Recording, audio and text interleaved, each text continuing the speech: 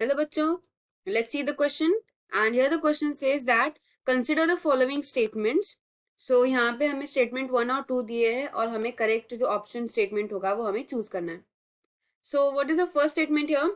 पहले statement में बोला है कि all or none law is called as the Bowditch's law.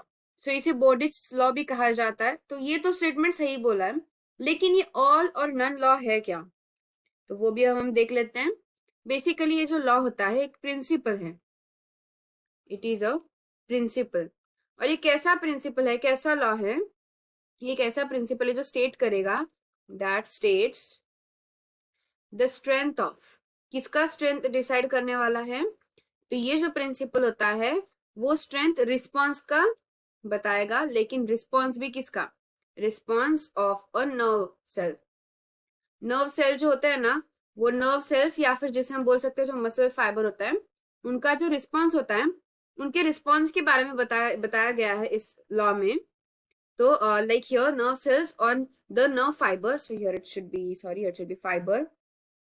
So nerve fibre के बारे में बताएगा. तो यहाँ पे हम लिख देते हैं nerve fibre that is not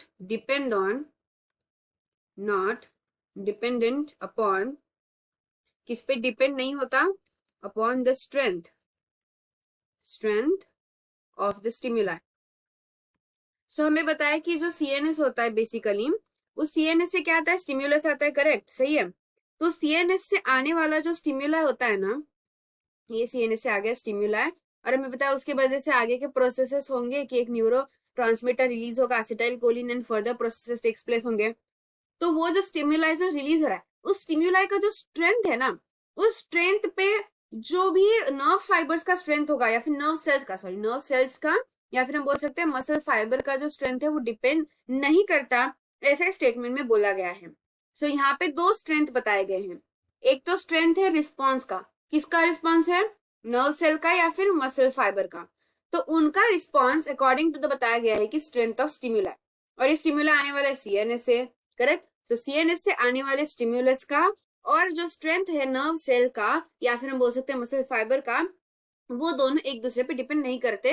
तो इसीलिए ये जो स्टेटमेंट है, मतलब ये जो लॉ है, ये लॉ का स्टेटमेंट हो गया. तो यहाँ पे जो क्या बोला गया, देखो, all or none law states that the response of muscle of stimulus is proportionate to the intensity of stimulus.